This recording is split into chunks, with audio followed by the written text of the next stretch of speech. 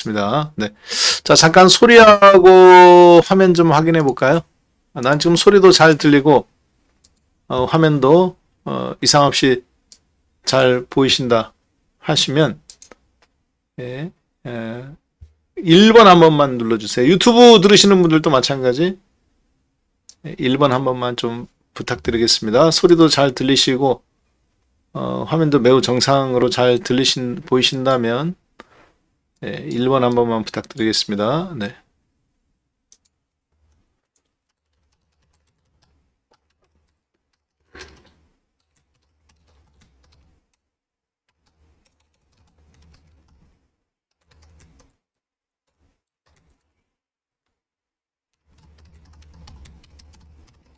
리포트 자료까지 정상 다운받았다.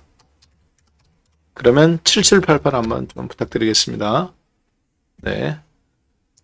네, 감사합니다. 네. 다들 리포트도 잘 받으셨죠? 네.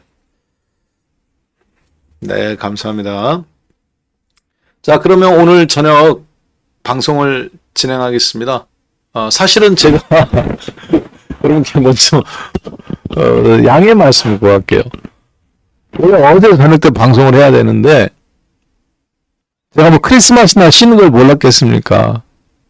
근데 이제 아침에 딱 출근해 갖고 보통 아침에 9시 이제 7시에 앉으면 이제 집에서 밥 먹고 새벽에 나왔다가 다시 집 갔다가 샤워하고 밥 먹고 와서 7시나 뭐 7시 반에 딱 앉으면 제가 방송 끝날 때까지 많은 생각이 없어요, 진짜.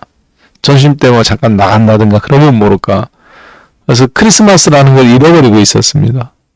오늘이 크리스마스 이브인데 오늘 약속을 뭐 TV PD분하고 약속부터 해서 다 잡아놓은 거예요. 그래서 회사 갔다가 지금 막 와가지고 다시 지금 방송 아까 문자 보내드리고 진행하게 됐는데요. 크리스마스 이브 날 방송하게 돼서 좀 죄송하기도 하고 저희 집사람 깜짝 놀라더라고요. 이분들 막 일하냐고. 솔직히 근데 몰랐다.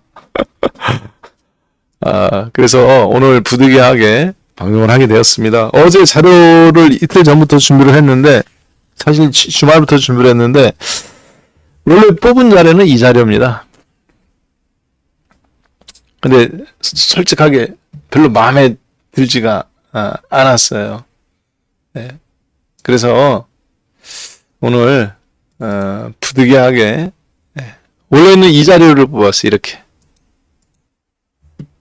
원래는 이제 이걸 자료를 준비했는데 종목이랑 준비했는데 이렇게 그러니까 근데 너무 크실 때 이렇게 갖고 이거 도저히 제 마음에 들지 않더라고요. 제가 만들었지만 그래서 오늘 다시 한번 이렇게 좀 만들어 보았습니다. 앞으로 총 4주 이번 주, 그 다음 주, 그 다음 주, 그 다음 주 그래서 총 4주간 증시 대전망 2026년도 증시 대전망이라는 주제로 섹터 A, 섹터 B, 섹터 C, 섹터 D까지 해서 총 4개 주요 섹터에 대해서 집중적으로 방송을 좀 진행할 건데요. 여러분들께서 아마 뭐 내용이 익숙하신 분들이 별로 없으실 거예요. 다 생소한 부분들이시고 그리고 앞으로 2026년도에 제가 전 세계 미국, 독일, 프랑스, 일본, 그리고 중국, 한국 전 세계 주요 증시에서 특히 이제 미국 거 그래서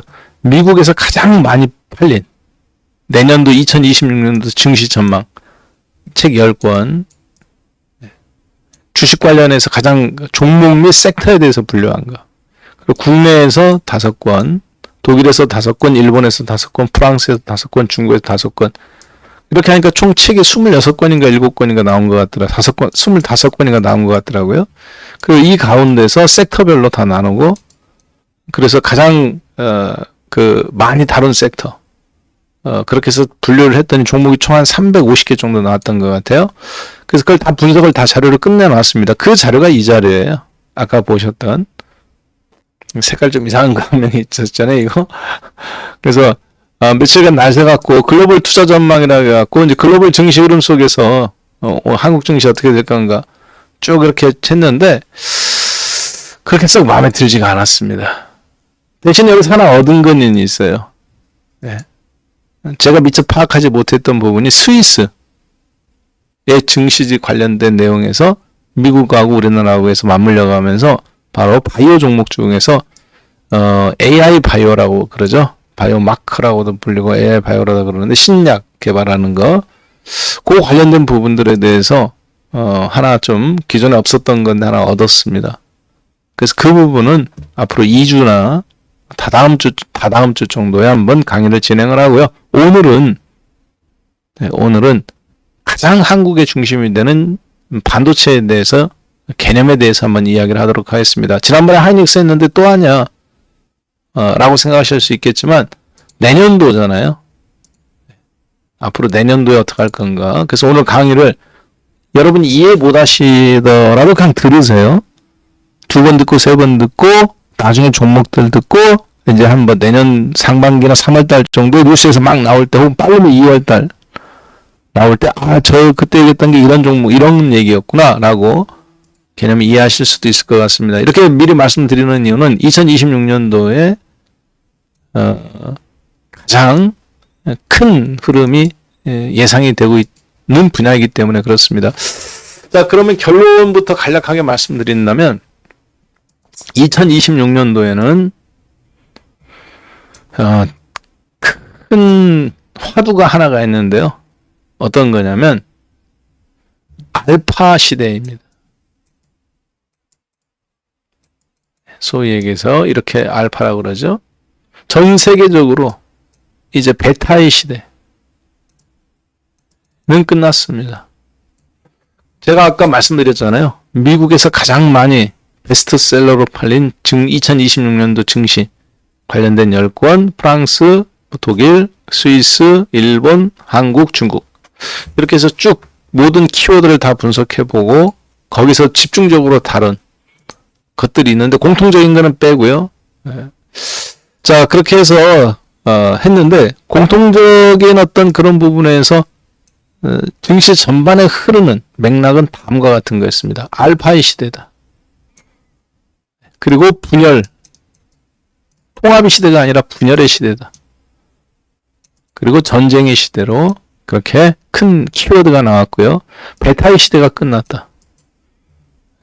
그래서 같은 인간이 다 같은 인간이 아니다. 신적인 존재로서의 인간과 그냥 일반 인간이 있다. 그래서 완전히 이제 AI를 이용해서 새로운 시대, 즉 알파의 시대가 열리게 되는데 똑같은 인간이라 하더라도 누구는 생산성이 100배가 늘어나고 AI를 이용하는데 누구는 그냥 2배나 3배 혹은 도태되는 인간도 앞으로 발생할 거다. 자, 그래서 앞으로 시장 전체 2026년도 증시에서 큰 흐름이 이렇게 구분이 될 거다라고 보시면 되겠습니다. 따라서 저희들 입장에서는 오늘 1시간 동안 강의할 내용에 대해서 그 키워드를 분별하고 분석한 것을 가지고 앞으로 총 4번에 대해서 진행을 할 거예요. 자, 오늘 그래서 그 부분 가지고 여러분들과 함께 살펴보도록 하겠습니다. 자, 그 첫 번째. 나중에 이제 알파와 베타의 개념. 그래서 종목 간의 양극화가 극심화된다는 거죠. 핵심 키워드는 그겁니다. 가는 놈만 계속 간다. 도태되는 놈은 계속 도태된다. 여기서 말하는 그럼 알파는 누굴까요? 현재 시대에서 봤을 때 알파는 엔비디아, 브로드컴, 테슬라 뭐 이런 종목일 걸로 판단이 되고요. 마이크론 테크놀로지 그리고 베타. 그러니까 종합주가 지수가 간다기 하고 다 같이 가는 게 아닌 시대가 됐다는 거죠. 베타는 누구냐? 코카콜라, 나이키. 요즘 뭐 아주 그냥 대폭락하고 있죠. 끊임 뭐 하락이 어딘지 모르게 이런 종목군들이 앞으로 베타의 시대다. 그렇게 좀 이야기하는 것 같습니다. 베타의 시대의 종말, 알파 시대의 등극. 그것이 AI로 인해서 발생하고 있다. 생산성이 워낙 많이 격차가 나니까. 제가 오늘 그런데 하고 싶은 이야기는 그 큰 흐름 속에서 저는 여러분들한테 그런 뭐 방대한 이야기를 할 수는 없으니까 저희들은 오늘 종목으로 딱 귀결됩니다. 종목으로. 여기 보시면은 이제 앞으로 2026년도에 여러분과 저는 어떤 종목으로 먹고 살아야 될 거냐 하는 부분에 대한 언급이 사실 여기서 이제 나오는 거지요.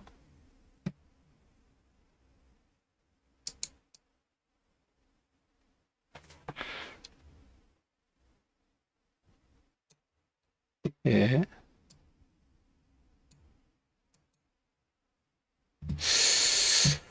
잠시만요.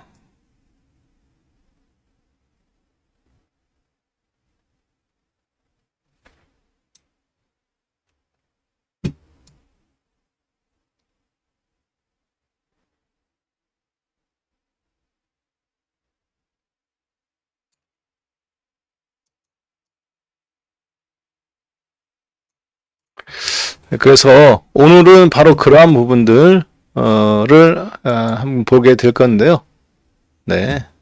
자, 이렇게 좀 요약해 볼 수 있을 것 같습니다. 이거를 오늘 좀 이해하시면 될 것 같아요.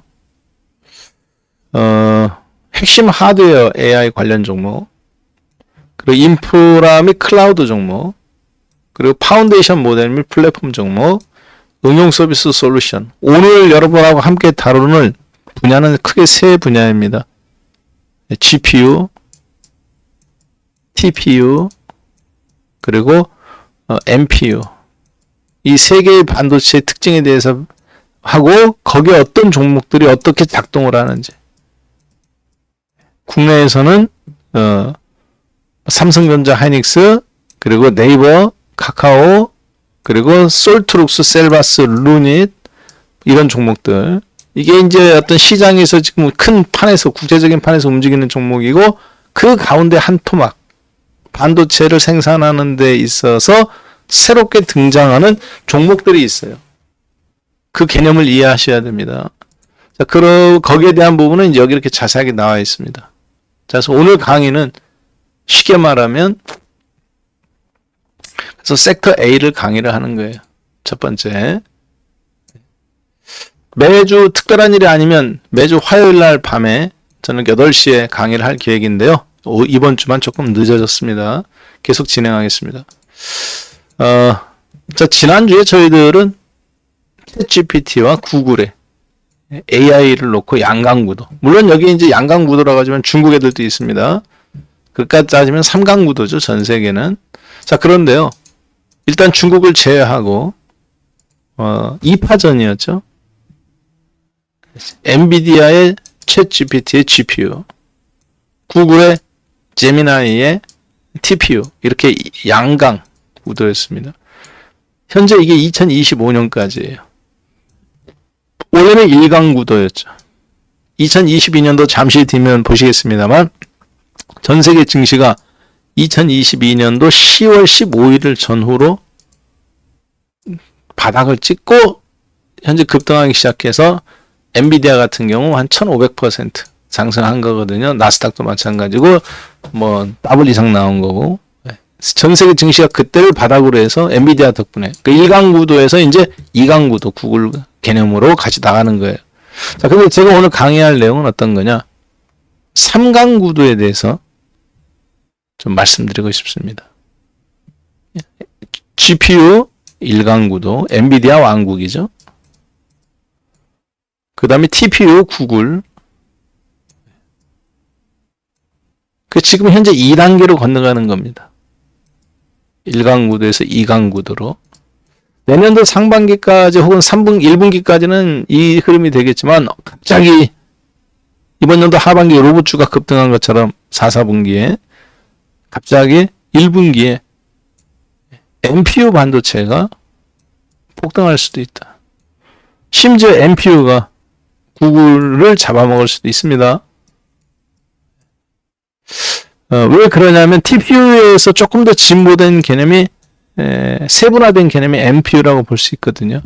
자, 관련된 종목들을 한번 보시겠습니다. 오늘 강의를 통해서 여러분들이 이걸 이해하시면 돼요. 그동안 GPU, 엔비디아 왕국의 GPU에는 하이닉스, 그렇죠? 엔비디아가 있고 하이닉스가 있고, 그리고 이제 AMD, HBM의 마이크론 테크놀로지 같은 종목들이 이렇게 있었습니다. TPU, 구글의 TPU에는 누가 있느냐면 브로드컴, 맞춤형 반도체죠.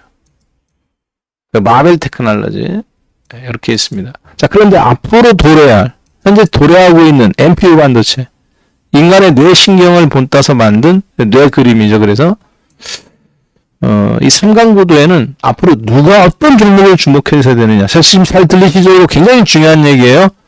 나는 지금 잘 들린다 하면 1번 눌러주세요.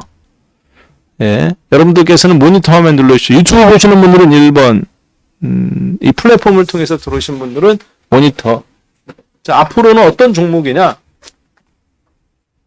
MPU 시대가 갑자기 오게 되는데, MPU가 뭔지는 잠시 뒤에 오늘 강의를, 이게 개념이에요. 그래서 2025년도에는 2강 구도의 시대로 진입한 거라면, 내년도에는 3강 구도의 시대로 반도체가 진입했습니다. 자, 그래서 이 3강 구도의 시대에 대한 개념을 이해하지 못하면 돈 벌기가 어렵다. 준비된 자만이 이 속도를 잡을 수 있어요. 로봇 움직인 것처럼. 그럼 가장 주목할 만한 종목이었던 건 애플. 야, 애플 한물 간과하냐? 지금 MPU 시대에는 애플. 자, 그리고 또 하나 테슬라. 자, 그리고 퀄컴. 애플, 퀄컴, 테슬라. 한국에서는 퓨리오사. 그리고 삼성전자. 그리고 이제 여기 중소형 종목들이 이렇게 두어 개 있어요.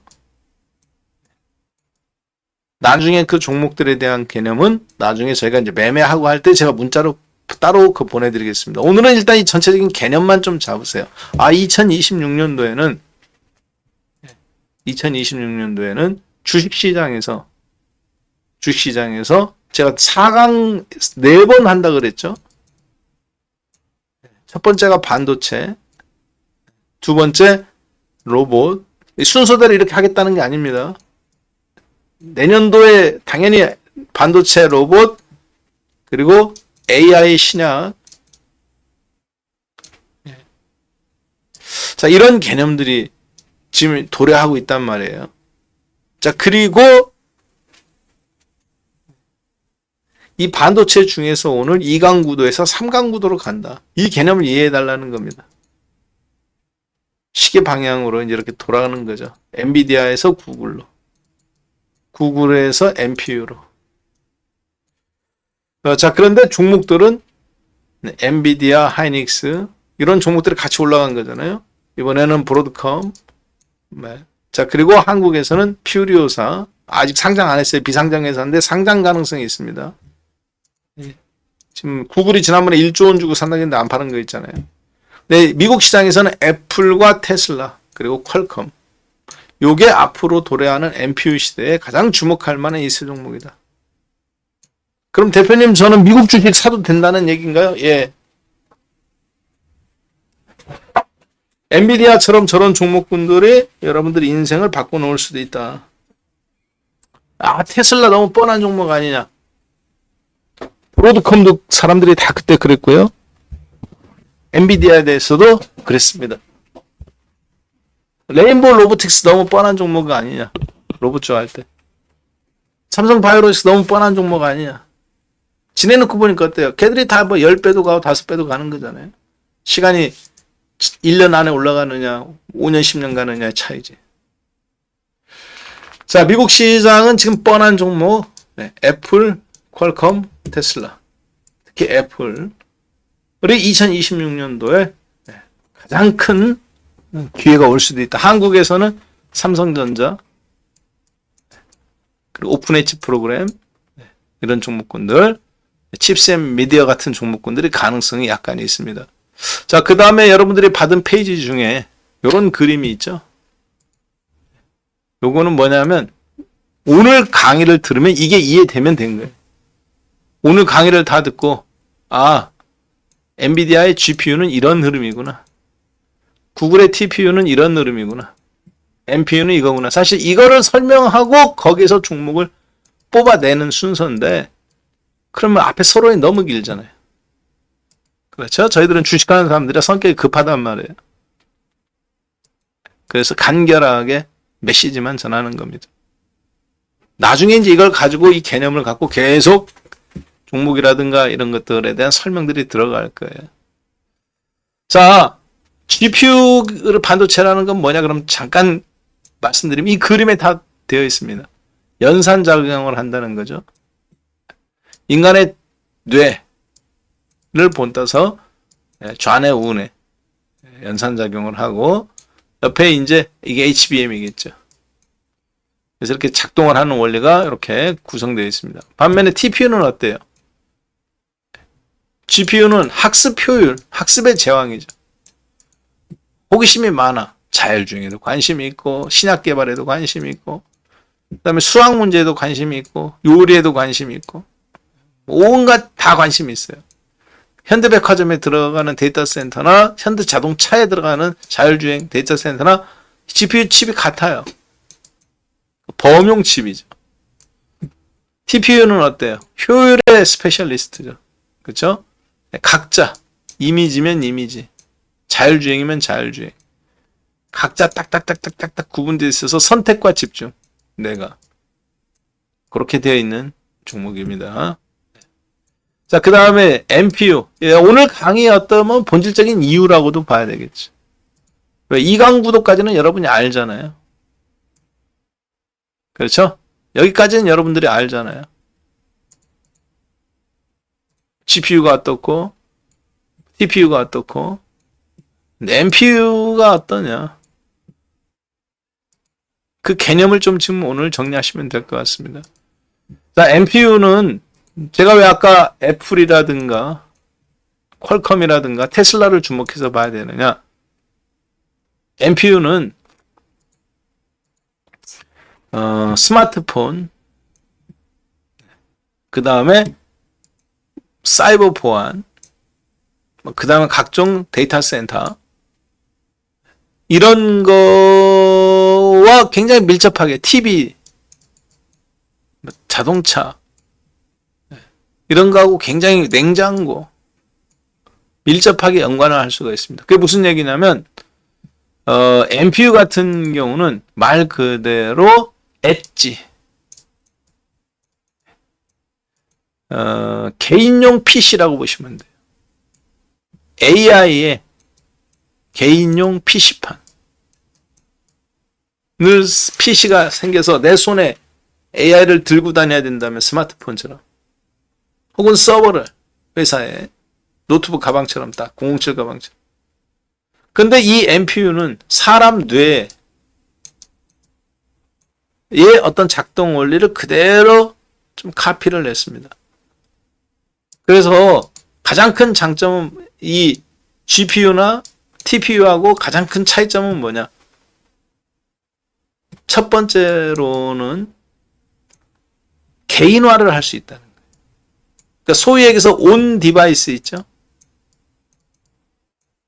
GPU는 데이터 센터잖아요. 여러분들 1조 원짜리 데이터 센터 들고 다닐 수 없잖아요. 스타게이트 프로젝트 900조 원짜리 텍사스에 기본 데이터 센터는 1조 원이에요. 카카오 데이터 센터 안산 캠퍼스인가 있죠? 한양대. 네이버는 저기 어디 저긴가 있고. 그리고 막 그러다 보니까 열도 많이 나고 전기도 먹는 하마이기도 하고. 그걸 조금 효율적으로 선택과 집중을 해서 분업화시킨 거. AI 역할을. 그게 TPU죠. 효율성이 높아요. 그러니까. 자, 여러분들이 근데 이거는 클라우드 개념입니다. 구글에. 자, 근데 지금 NPU는 어떤 거냐? 개인화예요, 그냥. AI를 쓰고 싶어. 그런데 클라우드가 아닌 내 핸드폰 있는 그대로 그냥 쓰고 싶어. AI를 쓰고 싶어. 근데 클라우드가 아닌 우리 집에 있는 컴퓨터에서 그냥 내가 직접 AI 프로그램 작동시키고. 왜냐하면 구글 같은 경우 느려 터진단 말이에요. 다 같이 공용으로 쓰는 거니까. 데이터 센터를 클라우드 개념. 접속이 돼가지고 이렇게. 그래서 구글 계정에 가입해서 제미나이 한 달에 3만 원, 2만 원 내고 하는 거죠. 얘는 그렇지 않아요. 그냥 소유의 개념입니다. 자기가. NPU 자체가. 왜? 사람의 뇌하고 똑같은 구조예요. 전력도 덜 먹고. 온 디바이스의 개념입니다. 어떤 차이가 있을까요? 전력을 굉장히 적게 먹습니다. 여기는 클라우드 개념이에요. 선택과 집중. 여기는 전체 다 오지랖이 넓어. 무슨 일 있으면 친인척들이 다 달라붙는 거야. 자율주행하는데도 고모도 와서 구경하고 삼촌도. 범용이에요. 장단점이 있습니다. 그 나중에 그는 설명할게요. 자, 그럼 종목들은 뭐가 있느냐? MPU부터 볼게요. 그래서 엣지 추론 시장이라는 게 바로 그 얘기입니다. 엣지라는 게. 자, 그리고 그러니까 끝단에 있다는 거죠. 강의실. 여러분들 개인 손안의 스마트폰, 개인 집의 컴퓨터, 가성비가 높은 압도적인 전력 효율, 그리고 클라우드를 쓰지 않으니까 프라이버시가 강화되겠죠. 예를 들어서 내가 구글 클라우드 TPU를 써가지고 제미나이를 통해서 어떤 작업을 했어. 근데 그게 다 구글이 다 저장돼 있잖아요. 그럼 구글이 나보다 더 잘 알잖아. 이건 근데 그럴 리가 없겠죠. 우리나라는 리벨리언, 퓨리오사 등 회사들이 있고요. MPU에. 그 다음에 TPU에는 누가 있느냐? 삼성전자가 앞으로 제가 봐도 이 부분이 굉장한 포인트입니다. 삼성전자가 구글의 가장 강력한 브로드컴과 마찬가지로 협력사가 될 가능성이 상당히 높다. 지금 엔비디아의 GPU 쪽은 우리나라 하이닉스, 그리고 한미반도체 이런 데가 있죠. 이렇게 해서 일단 기본 개념은 좀 잡으셨을 것 같고요. 자, 그러면 GPU에는 어떤 종목이 있는지 다시 한번 또 좀 집중적으로 살펴보겠습니다. 엔비디아의 GPU 반도체는 우리나라 하이닉스, 미국의 마이크론 테크놀로지. 그래서 D램과 HBM만, D램이 오히려 싸우는 게 HBM이죠. 이쪽 종목하고 밀접한 관련이 있습니다. 자, 그리고요, 반도체는 어디서 만드냐? 대만의 TSMC에서 만들어요. 삼성전자에서는 사실은 만들지 않습니다. 자, 그리고 어떤 종목들한테 반도체를 주로 공급하느냐? 기업들한테. 오픈AI의 스타게이트 프로젝트 진행하는 소프트뱅크 손정희 회장, 그리고 마이크로소프트, 오라클, 오라클이 여기 들어가죠. 스타게이트 프로젝트에. 그리고 이제 구글, 메타, 애플 이런 데 다 납품을 했습니다. 근데 이제 구글이 TPU 반도체를 해가면서 여기서 독립을 하는 거죠. 자, 국내에는 어떤 종목이 있냐? 이 엔비디아 같은 반도체 칩을 엔비디아가 설계할 때 특정 어떤 한 분야를 맡아서 도와주는 그런 종목들이 있어요. 그런 부분들. 자, 그래서 그 부분을 그렇게 GPU 개념은 일단 그렇습니다. 자, 그리고 그걸 가지고 GPU 종목에 대해서 한번 큰 틀을 살펴본다면 가장 기본적인 것은 이거 하도 많이 하니까 다 알잖아요, 이거는. 하이닉스하고 마이크론 테크놀로지. 인간의 얘가 우네, 얘가 좌네. 사람으로 따지면 이게 한 세트로 묶여서 블랙웰, 100이다, H200이다. 그리고 이제 그때 그걸 도와주는 파운드리 업체 TSMC. 그리고 이게 만들어진 그 반도체 블랙웰 100이든 H100이든 갖다가 소비하는 기업들. 미국의 대부분 빅테크 기업들이죠. 테슬라부터 시작해서 쫙. 자, 그런 속에서 그러면 이제 이번엔 두 번째로 NPU 반도체는 뭐가 있는지 한번 잠깐 보겠습니다. 죄송합니다. TPU 반도체. 방금 보셨던 엔비디아의 반도체의 흐름이었고요. 수요와 공급의 생태계. 이번에는 TPU 반도체, 구글의 TPU에는 뭐가 있는지. 구글의 TPU 반도체예요. 특징은 아까 다 말씀드렸다시피 선택과 집중으로 인한 효율성. 그림 그릴 때 작동하는 뇌가 있고 수학 계산할 때도 작동하는 뇌가 있고 어떤 철학적인 질문에 답변하는 뇌가 있고 자율주행에 움직이는 뇌가 있고 다 다른 영역이 있습니다. 그러다 보니까 선택과 집중. 그리고 이렇게 진행이 되다 보니까 전력도 좀 최적화. 근데 최적화라는 개념이 GPU에 비해서 최적화지 여전히 전력을 많이 먹습니다.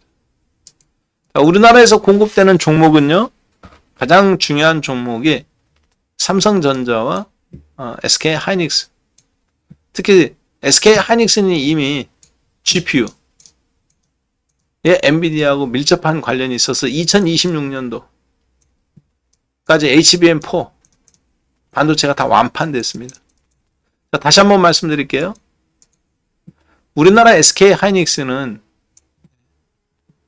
GPU 반도체, 구글이 아닌 엔비디아의 GPU 반도체와 2026년도까지, 이제 2025년도인데 2026년도 HBM4 공급이 완판됐다고요. 마이크론 테크놀로지도 마찬가지. 자, 그래서 점유율이 현재 몇 퍼센트냐? 63%입니다. HBM 분야 하이닉스 63%. 그리고 마이크론 테크놀로지가 한 24%. 삼성전자가 어떻게 본다면 가장 작죠, 지금. 19%, 10몇 퍼센트. 삼성전자가 가장 낮은 상태예요. 늦게 출발했으니까. 그 AMD하고 거래하고 있잖아요. 자, 그래서 삼성전자 입장에서는,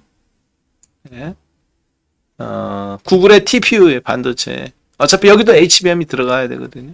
왜냐하면 AI 반도체는 그것이 GPU든 혹은 구글처럼 TPU든 혹은 퓨리오사의 NPU든 어떤 거냐면 이거는 사람으로 따지면 우뇌예요. 생각하는 뇌. 문제를 해결하려고 하는 뇌. 창의적인 뇌. 시각화된 뇌. 기억하고 저장하고 암기하고 그건 누가 하는 거냐? 사람으로 따지면 우뇌가 하는 겁니다. 여러분들 우뇌 죄송합니다. 얘가 좌뇌네. 좌뇌. 오른손. 좌뇌에 그래서 여기에 좌뇌에 풍이 말면 오른손을 못 쓰게 되죠. 오른발에. 뇌출혈이 있으면. 자, 그래서 이건 좌뇌 역할이에요. 암기하는 뇌. 그리고 기억하는 뇌. 우리나라의 HBM입니다. 그러다 보니까 미국의 GPU든 구글의 NPU든 구글의 TPU든 앞으로 차세대 반도체 온 디바이스의 NPU든 전부 다 뭐가 필요하냐? 다 우측내입니다. AI 반도체이기 때문에. AI 반도체니까 기억은 못 하잖아요. 암기하고 기억하고 도서관처럼 자료가 있어야 갖고 끄집어 와서 그걸 바탕으로 추론도 하고 답변도 내놓을 건데. 이게 바로 HBM이 필요한 거죠. 도서관처럼. 대학 도서관처럼. 그러니까 우리나라 하이닉스는 뭐 까딱 없겠죠. GPU하고 하면 되니까. 삼성전자 입장에서는 구글이 물고 늘어졌을 때 기회가 오겠죠. 내년도에는 어렵겠죠.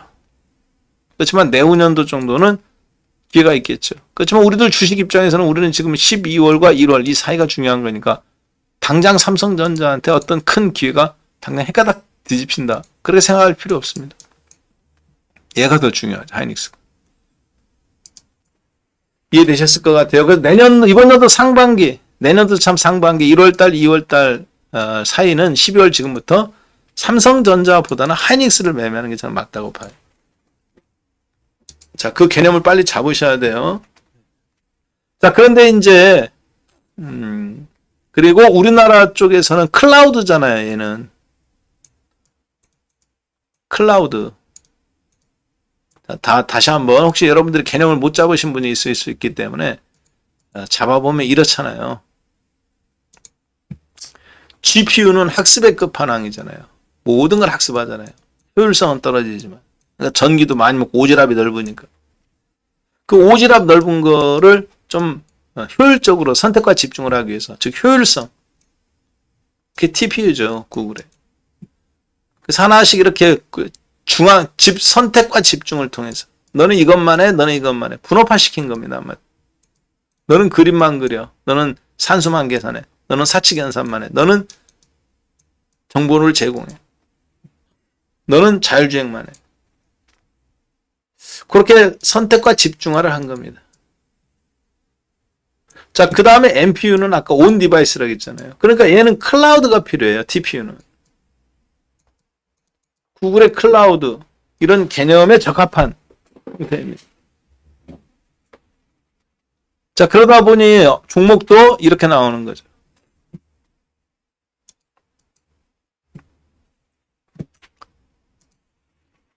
클라우드가 필요하다 보니까 HBM 필요하고 스토리지, 저장 장치 자기가 생각하다는 거죠. 그리고 무수하게 막 다 클라우드에 집중시키는 겁니다.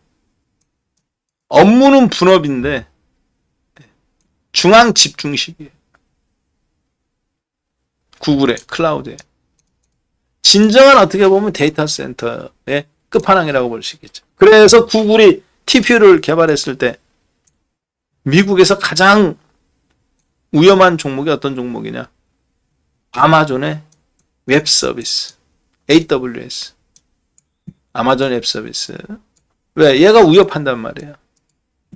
그 다음에 메타, 페이스북에.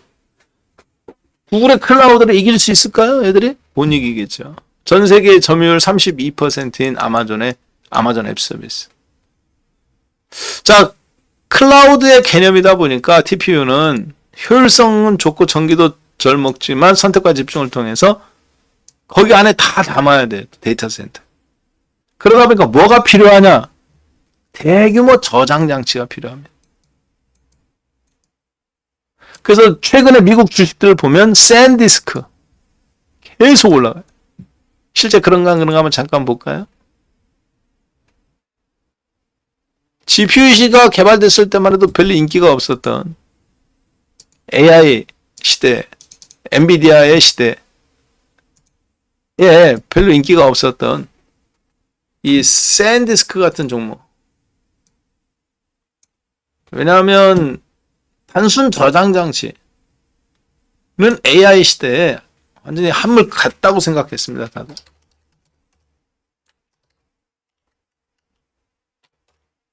네. 그런데 한물 간 게 아니라 그런 종목군들이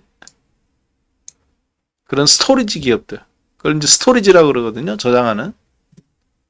한마디로 D램을 가지고 서버를 만들어서 저장 장치, 로또 복권 막 이런 것들 다 어디서 팔렸는지 다 저장하려면 스토리지가 필요하잖아요. 자, 그래서 구글의 TPU 반도체 얘기가 나오는 딱 나오기 여름 전후, 여름 지나고 찬바람 살 불어올 때 9월달, 8월 말 9월 초에 이 샌디스크가 $40에서부터 $280까지 치솟아요. 이때 미국 주식시장 여러분들도 아시겠습니다만 이미 다 올라놓고 여기서 버벅거리고 있었던 시즌이죠. 혼자 올라가요. 샌디스크, 그리고 각종 이런 스토리지 기업들. 예. 자, 그래서 그런 어떤 종목군들의 이런 대호황을 막고 있다. 그리고 이제 메모리 반도체인 마이크론 테크놀로지. 마이크론 테크놀로지에서 반도체 받아서, 메모리 반도체 받아서, 그거 가지고 이렇게 수직으로 쌓아 올려서, 한마디로, 식당에 가면, 막 그게 학생들 밥 찜기에다 이렇게 찌잖아요. 이렇게 1단, 2단, 식기 반납하는 것처럼. 그렇게 메모리 반도체를 크게 계속 쌓아 올려서, 그 서버, 대용량 저장 장치, 기업이든 뭐든 정보 기과 정보 기록원이든 이런 식으로 하는 그런 회사들입니다. 이런 것들이 폭등했죠. 미국 시장 종합주가 지수 올라간 거에 비하면 TPU 반도체 시대를 저런 종목군들은 어떻게 보면 알고 있었다. 네, 그렇게 봐야 되겠죠. 미국 버벅거린 거에 비하면. 여기서 이만큼밖에 안 올라갔네요, 아까. 그죠? 여기 21,500포인트에서 23,000, 4,000포인트. 그러니까 한 뭐 15% 미국 올라갈 때 아까 그 종목은 몇 퍼센트 올라갔어요? 40달러에서부터 280달러. 7321, 8432, 7428. 600% 정도 올라갔네요. 샌디스크는. 자, 그렇게 볼 수 있습니다. 자, 그럼 계속 진행하겠습니다. 그러니까 지금 저희가 하는 강의가 흐름에 뒤떨어진 게 아니라 그걸 지금 굉장히 분석하고 있다는 얘기예요. 자, 그 TPU 반도체들 아까 샌디스크나 이런 것들 같이 동방강세 나온 것처럼 TPU 때문에 스토리지 기업들이 우리나라에서는 그럼 어떤 종목이냐? 그럼 이게 구글이 끝났느냐? 아직 안 끝났다고 생각합니다. 한 번 더는 더 온다고 생각합니다. 한 번 더 남았어, 엔비디아처럼. 1년 전 혹은 연초에 상반기 엔비디아처럼. 국내에서는 네이버, 카카오, 그리고 LG CNS라는 종목이 있어요. 왜 LG CNS냐? 이게 저장 장치, 아마 데이터 센터 관리, 거기에 특화되어 있는 회사거든요.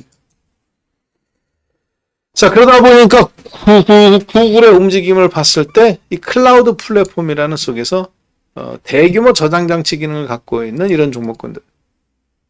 물론 LG CNS도 있습니다만 삼성에도 삼성 SDS가 있죠. 롯데정보통신 옛날에 그런 종목군들. 그리고 삼성전자한테 기회가 온다. 구글은. 엔비디아는 하이닉스한테 온 것처럼. 이번 년도 주가는 그럼 누가 더 좋으냐? 저는 하이닉스가 상반기에 더 좋을 거라고 봅니다. 여전히 최고의 실적이고 하반기에는 조금 모르겠어요. 1, 4분기 지나면 삼성전자한테는 파운드리가 있기 때문에 기회가 있을 걸로 보여지고 LG CNS, 네이버 카카오도 이렇게 있는데 저희도 카카오에 지금 저희들은 집중이 있죠. TPU 시대의 카카오. 클라우드 시대이기 때문에 TPU라는 거는 충분히 매력이 있는 포인트라고 볼 수 있겠습니다. 그래서 TPU 시대에는 삼성전자 그리고 LG CNS 이런 종목. 왜? 클라우드 시대이기 때문에. 자, 그런데 지금은 GPU 시대, 하이닉스, 한미반도체, 엔비디아. 요게 아직 안 끝났다. 마이크론 테크놀로지나 이런 거 봤을 때. 그래서 애들이 먼저 한번 연말 연초 가고 그 다음에 이 구글, 삼성전자 이쪽에 한번 이제 도래하는 시대로 온 것 같다. 그렇게 여기 나왔네요. 삼성 SDS. 그렇죠? 왜? 클라우드 시대니까. 그렇게 개념을 좀 잡으시면 되겠습니다. 자, 그 다음 엔비디아라네. TPU 개념의 반도체입니다. NPU 참 죄송합니다. NPU. 예. N 약자가 뉴럴러지. 인간의 뇌신경. 의 약자입니다. 그걸 본따서 만든 반도체. 그걸 보고 어떤 형태로 국내에는 어떤 종목이 있느냐? 오픈 엣지 테크놀로지, 가온 칩스, 그리고 에이디스 테크놀로지, 코아시아. 이렇게 좀 구분해 볼 수 있고요. 특히 여기에는 또 구글도 약간 좀 영향을 저는 줄 거라고 봐요. 왜냐? 구글의 효율성, 선택과 집중. 그것에서 한 단계 더 발전시킨 게 이 NPU거든요. 그러니까 전력을 확 더 떨어뜨리고. 데이터 센터가 그래서 NPU 반도체 시대로 가면 데이터 센터는 곤두박질 칩니다. 필요 없거든요. 20분의, 10분의 1, 적게는 5분의 1 수준으로, 많게는 10분의 1, 적게는 5분의 1 수준으로 전력 사용량을 확 떨어뜨려 버리기 때문에. 그만큼 차가운 반도체라고도 볼 수 있겠죠. 우리나라에서는 엔비디아나 이런 애들이 혹은 퓨리오사나 구글이나 이런 애들이 반도체를 관련해서 설계를 하면 그 설계 디테일한 부분을 좀 도와줘야 되잖아요. 파운드리를 해야 되는데 반도체를 만들려면 이제 삼성이나 이런 애들이 제조업을 파운드링이라고 그러는데 설계와 제조는 중간에 좀 차이가 있잖아요, 사실. 왜? 설계는 여름, 겨울, 가을, 겨울에 따라 설계를 하지 않습니다. 그렇죠? 네. 아파트 짓는데 여름에 지을 거니까 이렇게 하고 겨울에 지을 거니까 저렇게 하고 저렇게 설계하고 안 해요. 설계도는 하는 게죠. 그러면 여름에는 시멘트가 팽창하고 겨울에는 수축되고 밤사이 얼으니까 또 다시 수분이 생기고 그래서 여름에는 뭐 예를 들어서 1주면은 시멘트가 다 마르는데 1m짜리가 겨울에는 뭐 한 달이 걸린다더라 뭐 2달이 걸린다더라 그런 어떤 말리는 시간이라든가 그런 거가 도면에는 없지만 현장에서 그걸 메꿔줘야 되는 그런 걸 커버해야 되는 거죠. 갱생이라든가 시멘트 갱생한다거나 자 그랬을 때 여기 반도체도 마찬가지입니다. 반도체도 어떻게 보면 다듬어 주는 거죠. 파운드리와 설계 즉 삼성전자와 앞으로 주문을 준 구글 퓨리오사 간의 그런 가교 역할을 하면서 미세한 걸 다듬어 주는 회사 형태 내에서 가온 칩스 혹은 어떤 반도체에 쓰일 특징에 따라서 그걸 해줄 수 있는 에디스 테크놀로지, 코아시아 삼성이 뭐 부족해서 애들이 해주는 게 아닙니다. 현대자동차에 들어가는 반도체, LG에 들어가는 반도체, 스마트폰 뭐 시리즈 1, 2 쭉 있잖아요. 아이폰 뭐 맥스, 프로 같은 16이라 하더라도 17이라 거기다는 반도체들 언제 그거 삼성전자가 다 그거 5만 가지 다 끌고 가겠어요. 불가능하죠. 그래서 이런 중간에 관리하는 애들을 두는 겁니다. 설계 때부터 가온 칩스, AD 테크놀로지, 코아시아 이해되셨죠? 그리고 거기에 이제 오픈 엣지 테크놀로지 같은 경우는 IP 그리고 팹리스 라이선스 조금 여기가 영역이 다르다는 얘기예요, 제 얘기는. 자 그리고 NPU 반도체니까 이건 국내의 퓨리오사 비상장입니다. 리벨리언, 딥엑스. 삼성전자가 앞으로 주요 거래처가 되겠죠. 왜? 온 디바이스의 개념이죠. NPU의 핵심. 그래서 NPU는 개인용 스마트폰. 스마트폰이 AI화가 진행 속도가 빠를수록 NPU 반도체를 쓸 수밖에 없어요. 거기에 그런 것에 최적화된 엣지 반도체이기 때문에 AI 중에서도 즉 가장 어떤 개인화 시키는 데이터 센터화 엔비디아의 데이터 센터화 구글의 클라우드화 이런 거 없이 그러니까 구글은 당연히 지금 스토리지가 많이 필요하단 말이에요. GPU보다 더 저장 장치다 클라우드화를 해서 가공시켜서 하는 거니까. 근데 앞으로 엔비디아 참 이 NPU는 그런 게 필요 없죠.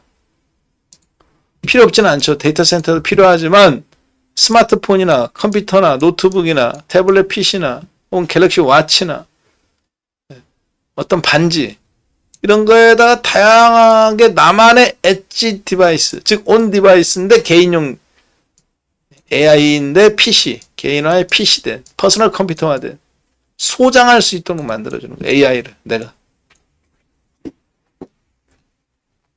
앞으로 이제 그러면은 로봇이라든가 이런 거에 이런 종목들이 많이 쓰일 수도 있겠지. 가정에 한 통합돼 버린다. 가정 내에서 회사 내에서도 특히 전 세계적으로 주목받는 회사는 퓨리오사.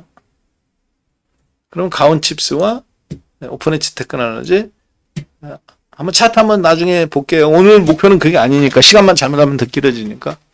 개념 잡고 이제 여러분들하고 당연히 매매할 때 종목들 볼 겁니다. 여기에 지금 제가 말씀드린 종목 여기 다 있는 거 아니에요. 네. 그 부분은 제가 따로 빼놨습니다. 왜? 저희들 나중에 사타 팔았다가 같이 하고 투자도 해야 되는데 중소형 종목 물론 지금 여기 종목들이 다 거의 다 나왔다고 보시면 되겠습니다만 그 개념을 좀 알고 가시자는 얘기예요. 자 그러면 그것이 GPU가 됐든 혹은 구글의 TPU가 됐든 NPU가 됐든 만들어지는 과정이 있을 거 아닙니까? 네. 일단은 칩 설계, 그 다음에 칩에 대한 어떤 기본적인 도로를 놓는다고 봐야 되겠죠. 신도시 개발할 때. 자, 그리고 거기에다가 이제 세부, 도로라기보다는 덩어리 산을 깎고 들판을 만들고 어떻게 세울 건가 이제 큰 구획 정리만 하는 거죠. 총 6단계로 보통 이루어집니다. 자, 그 다음에 그걸 가지고 도로망을 어떻게 구축할 건가? 4차선을 놓을 건가? 3차선을 놓을 건가? 교차로는 어떻게 할 건가? 피턴을 나게 만들 건가? 쭉 외곽으로 돌릴 건가? 지하로 시킬 건가? 그걸 뭐라고 그러느냐? 맞춤형. ASIC. A6라고 불려요. 각 칩의 아키텍처라고 그럽니다. 아키텍처를 설계한다. 자, 그리고 그걸 갖고 이제 맡겨야죠. 내가 회로를 이렇게 그렸는데, 야, 좀 만들어줘.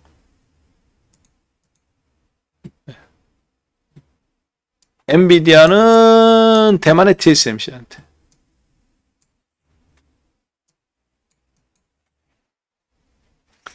그리고 우리나라의 삼성전자한테. 각자 그렇게 맡기는 겁니다. 그 칩을 설계하는 거, 구체적으로. 전력을 어떻게 돌아가게, 어떻게 추론 계산할 건가. 엔비디아 GPU, 구글 TPU, AMD, 뭐 애플 이런 데는 워낙 크니까 테슬라 같은 자기들도 칩을 설계해요. 아마존도 그렇고. 그리고 그걸 생산하고 거기에 이제 그건 AI 칩이잖아요. 시스템 반도체. 메모리 반도체인 HBM을 결합시키는 거죠. 우뇌와 좌뇌. 그래서 하나의 뇌 세트. 그게 뭐냐? H200이냐? 블랙웰 200이냐? 그 얘기입니다. 그리고 그런 것들이 이제 만들어진 다음에 반도체 주변에다 뭐를 이렇게 깔아야 될 거 아니에요. 자동차로 들어갈 건지, 핸드폰에 들어갈 건지, 라디오에 들어갈 건지, 카메라에 들어가는 거지. 그걸 우리가 뭐라고 그러느냐? 칩과 메모리의 어떤 이 하나의 통합 과정. 이런 것들을 후공정이라고 그러고 이 부분을 전공정이라고 불러요. 앞에 있는 부분. 이렇게 전공정. 여기 후공정. 원래 정상적인 시장, 메모리 시장에서는 후공정이 중요할까요? 전공정이 중요할까요? 전공정이 90%. 그래서 여러분들이 혹시 우리나라 반도체 테스트 업체들을 반도체 장비나 공정에 들어가는 업체들이 100개가 있으면 90개가 다 전공정이에요. 메모리의 특징이죠. 마치 애칭이라든가 식각을 한다든가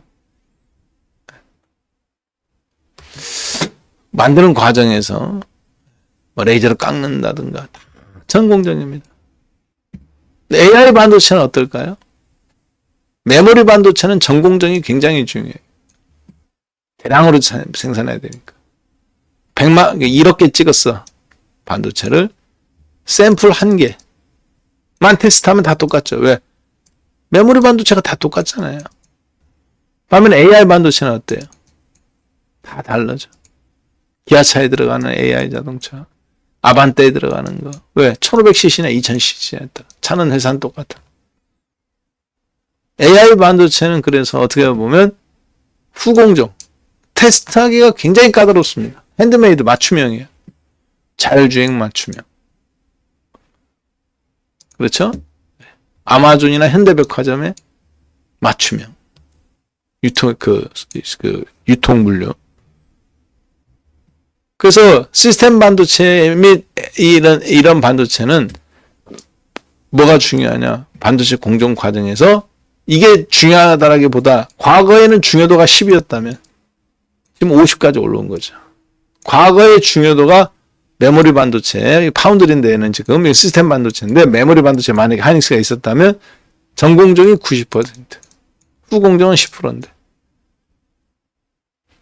자, 어떤 종목들이 있나 한번 잠깐, 여러분 그냥 순서만 외워두세요. 반도체를 설계하고 자동화를 어떻게 시킬 건가. 그 다음에 설계에 대한 기초가 끝났으면 한마디로 여기는 들판이고 여기는 산이고 어떻게 도로를 놓을 건가. 설계, 이게 진정한 패밀리스입니다. 도로는 어떻게 2차선 넣을 거냐, 3차선 넣을 거냐. 하나는 지하로 가고 하나는 위에 육교로 지나가게 만들고. 그걸 설계하는 거죠. 도시를 설계하듯이. 예. 위로는 기차, 지하철 들어가고, 뭐 건물은 위쪽으로 어떻게 올리고, 아래는 상가에 어떻게 땅을 파가지고 하수구는 어떻게 흘러갈 건가. 그 설계입니다, 그게. 이런 기존에 우리가 알고 있는 반도체 회사들. 엔비디아, AMD, 구글과 애플은 소비자이면서 자기도 설계를 해요. 그렇죠? 자, 그리고 여기에 이제 하나 빠진 게 있네요. 제가 보니까. 퀄컴. 웬만한 반도체 종목들 여기만 다 포함됩니다만 중요한 게 퀄컴 같은 종목은 진짜 중요하죠. 인텔도 사실은 여기 들어갑니다.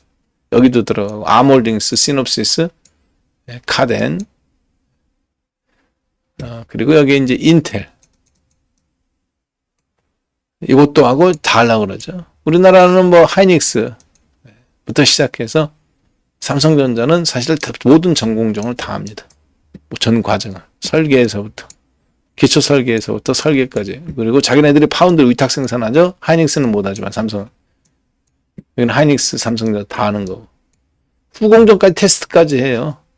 메모리 반도체는 시스템 반도체는 그 너무 많고 복잡하니까 외주를 맡겨버리죠. 하나마이크론, 이스페타시스 중요합니다. 기존에는 그렇게 중요하다고 생각하지 않았던 종목군들. 그리고 아까 보시다시피 설계 지원이라고 나오네 여기는 그죠?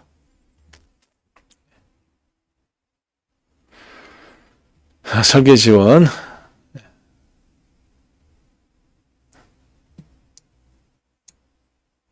가온 칩스, 코아시아, 에직랜드, 핸드메이드, 브로드컴이 국내 기업으로 나왔네. 잘못 나눈 겁니다. 브로드컴이 여기 나왔는데 잘못된 거죠? 이렇게 위로 올려줘야 돼. 메모리 마이크론, HBM 반도체, 메모리 마이크론 테크놀로지 미국, 한국, 하이닉스, 삼성, 후공정, 미국,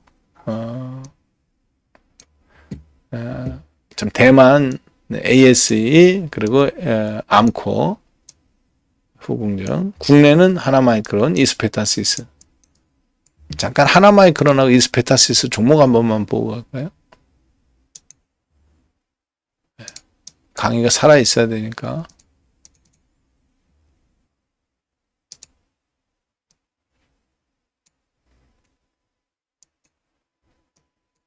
하나마이크론.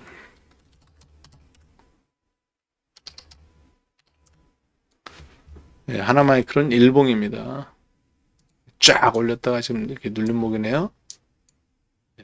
그 다음에 이수페타.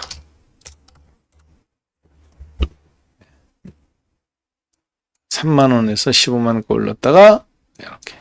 그러니까 이미 이런 종목들을 보면 국내 시장의 반도체 공정 과정, 후공정이든 전공정이든 상당 부분 주가가 이렇게 다 반영이 됐습니다. 지금 후공정 과정 본 거죠? 하나마이크론, 이스페타, 하이닉스하고 비슷하죠? 가온칩스, 코아시아, 에직랜드, 에디 테크놀로지. 차트 시가총액이나 이런 것들이 조금 따라서 여러분들이 어떻게 생각하느냐 다를 수 있습니다. 그 다음에 오픈 엣지 테크놀로지, 칩셋 미디어.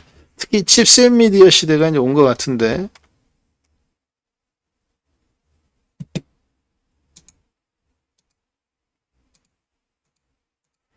예, 반도체 초기 설계 단계에서부터 칩셋 미디어, 특히 비디오. 저기 그 뭐라고 합니까? 가짜 뉴스 동영상 만들어내는 거 딥페이크라고 하나요? 칩셋 미디어 같은 회사들 앞으로 엄청난 수혜가 올 것 같아요. 앞으로 한번 잠깐 차트 한번 보겠습니다. 사이즈가 좀 작다 뿐이지.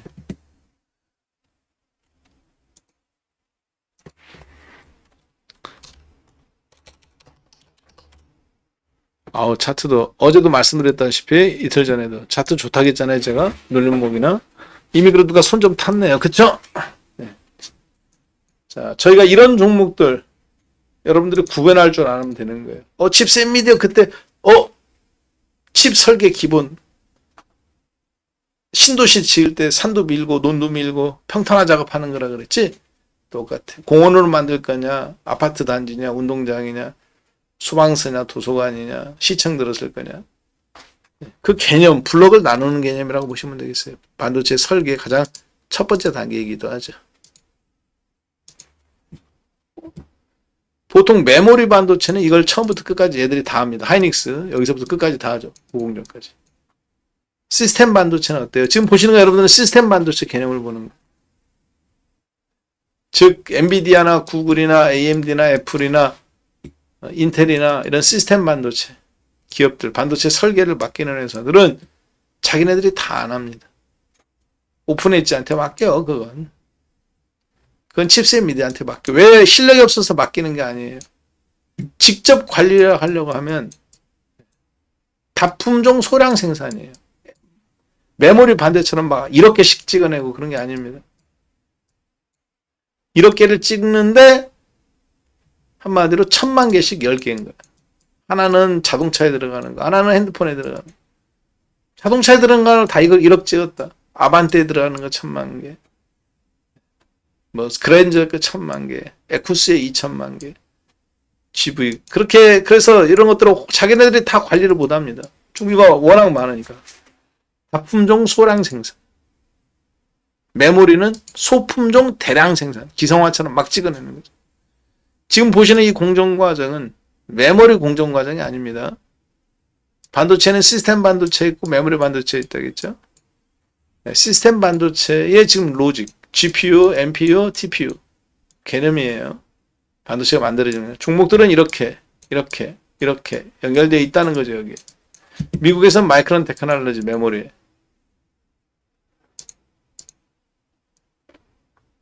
한국에서는 하이닉스, 엔비디아에, 삼성전자는 AMD에 연결이 그렇게 되어 있습니다. 자, 그럼 여기서 주목하는 점이 가온 칩스, 칩셋 미디어 오픈 엣지 테크놀로지. 이쪽 설계 기본 단계.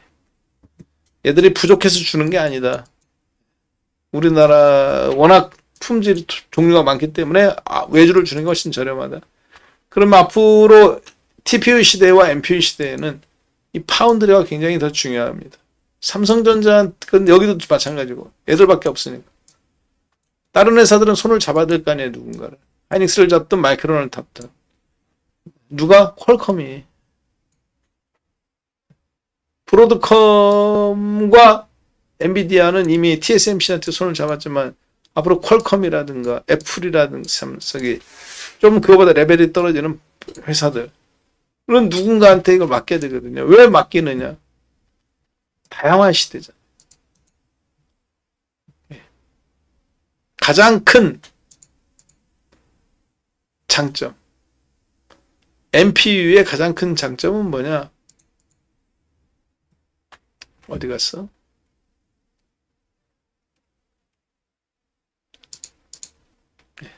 NPU의 가장 큰 장점은 뭐냐? 애플의 핸드폰, 테슬라의 스마트카 자동차, 퀄컴의 스마트폰 칩 설계 특화. 이해되셨죠? 자, 그렇기 때문에 반도체 장비 전력 인프라 기업이나 이런 것보다 훨씬 더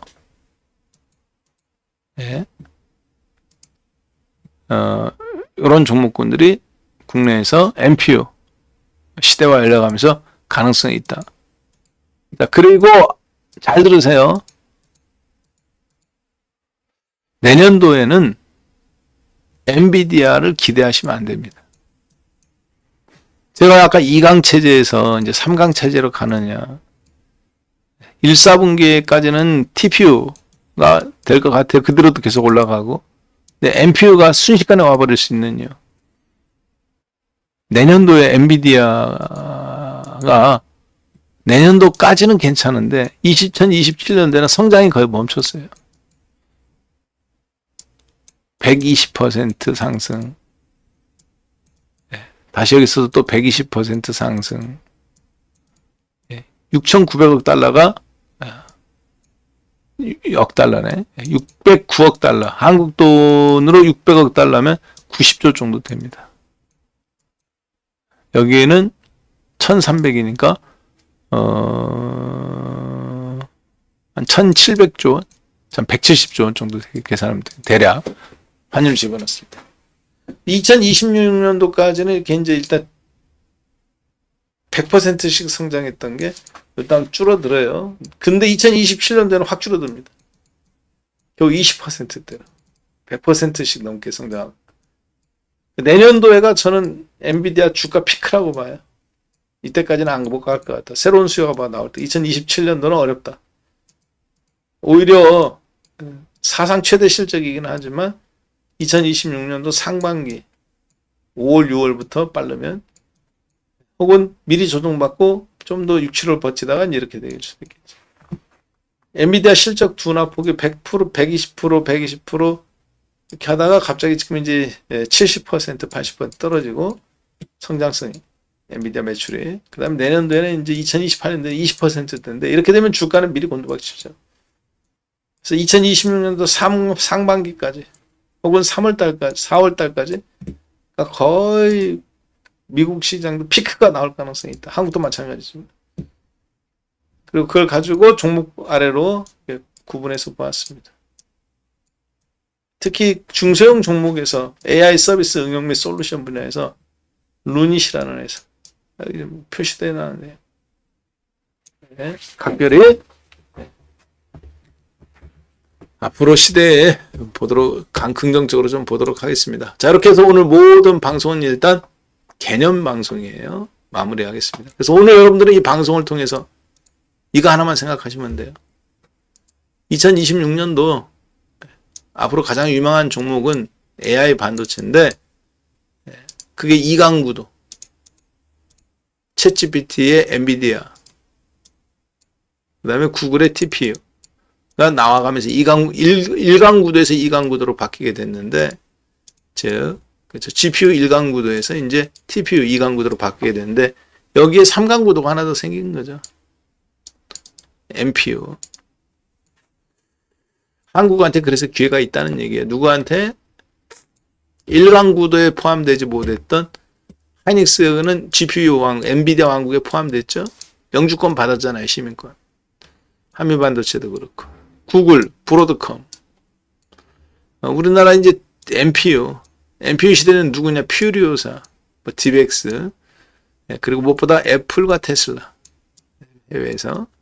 그러면 당연히 애플에 관련된 종목, 그리고 테슬라에 관련된 종목들, NPU 반도체의 관점에서 로봇의 관점은 나중에 따로 보는 거고 오늘은 반도체니까 반도체의 관점에서 본다면 어떤 거다? 온 디바이스, 즉 AI의 개인화, 퍼스널 컴퓨터, PC와 PC라는 약자가 퍼스널 컴퓨터예요. IBM 막 데이터 센터 같은 거 그런 개념이었다가 노트북 나온 것처럼 애플 그리고 테슬라에는 뭐 자동차 키에 그런 기능을 심을 수도 있겠죠. 나중에 지금 말고 애플은 애플 스마트폰. 저는 삼성전자한테 갈수록 TPU 시대나 NPU 시대나 삼성전자한테 조금 유리한 구도라고 봐요. 당장은 물론 하이닉스가 워낙 많은 군량미를 잘 챙겨놨기 때문에 하이닉스를 이기긴 어렵다. 하이닉스가 먼저 75만 원이든 100만 원이든 저는 먼저 간다고 봅니다. 그래서 상반기 이번 연도 연말과 연초에 어떤 종목을 매매하면 좋겠습니까? 물어보면 NPU 계열의 하이닉스, 마이크론 테크놀로지처럼. 그 다음에 인텔은 여러분들한테 당장은 이제 건드리지 말았으면 좋겠고요. 구글, 이강구도에서는 이렇게 맞춤형 반도체. 국내에서 맞춤형 반도체가 사실 뭐 없잖아요. 자, 그리고 이제 마지막 NPU, 테슬라, 애플, 퀄컴을 잘 집어넣은 것 같아요. 그렇게 좀 표현될 수 있겠습니다. 그 중소형 종목은 아까 다 말씀드렸기 때문에 자, 이 그림 오늘 강의를 끝나고 이걸 딱 본다. NPU, 자, 엔비디아 GPU, 구글의 TPU 계속 앞으로 이 개념 속에서 우리들은 오픈 엣지 테크놀로지도 샀다가 여기서는 하이닉스 샀다가 이제 슈팅 나올 때 엎어버리고, 여기서 이제 오픈 엣지나 뭐 그런 걸로 이제 건너가는 거고, 그렇게 계속 그렇게 돌고 돌고 돈다는 것을 이 그림을 흐름을 보고 보셔야 돼요. 왜 그렇게 해야 되냐? 성격이 다르잖아요. 성격이 반드시 칩이 완전히 이건 다른 성격입니다. 그럼 단점이 있느냐? 단점이 있습니다. MPU 모듈이 안 맞아요. 쉽게 얘기하면 훌륭한 반도체인데 전기도 덜 먹고 다 좋은데 수용 그러니까 공감대가 부족해. GPU는 다 막 5만 가지 범용 AI니까 5만 가지 다 간섭하잖아요. 공감대가 좋죠. 오지랖 넓게. 그리고 그 오지랖 넓은 공감대를 쿠다라는 프로그램을 통해서 자기들 여기서 또 뛰어놀아라 만들어줬어요. TPU는 어떻습니까? 클라우드 중심이잖아요. 그렇죠? 그러니까 대규모 또 서버가 필요해. 근데 저장 장치 서버 HBM. 여기 마이크론 테크놀로지. 자, 그리고 그것의 단점, 선택과 집중, 효율성은 좋은데 클라우드라는 단점을 극복한 것. 개인용 PC나 내 마음대로 갖고 다니는 소장이죠. 개인용 소장. AI. 단일기기. 완성품 내장형. 당연히 애플, 테슬라, 삼성전자. 스마트폰의 퀄컴. 같은 기업들. 이런 종목군들이 앞으로 괜찮을 거다. 그렇게 좀 볼 수 있겠습니다. 그 개념을 설명한 겁니다. 오늘 강의가 그래서 맨 앞에 이 부분을 먼저 해야 되는데 그거보다는 왜 그렇게 됐는지 이유를 쭉 설명했죠. 그렇죠? 그리고 사실 우리나라한테 기회가 왔어요. 한국에 기회가 왔습니다. 중국 놈들하고 미국 놈들하고 손잡지 않는 한 HBM 삼성전자한테 왔다고 보여집니다. 자, 그리고 이제 그것이 피지컬 로봇으로 가서 긍정적이라고도 봐야 되겠죠. 오늘은 이렇게 해서 강의를 마무리하고요. 여기까지 기본적인 개념을 하고 세부적인 종목들, 밸류체인들은 뭐 굵직한 거와 중소형 거까지 하고 나중에 이제 좀 더 디테일하게 한 번 더 들어가도록 하겠습니다. 종목별 특징 같은 거. 자, 이렇게 해서 오늘 강의는 마무리할게요. 다들 고생하셨습니다. 다음 주에는 특별한 일 없으면 화요일 날 뵙는 걸로 하겠습니다. 네, 마치겠습니다. 네, 크리스마스 이브인데 죄송합니다. 다시 한번. 네, 메리 크리스마스입니다.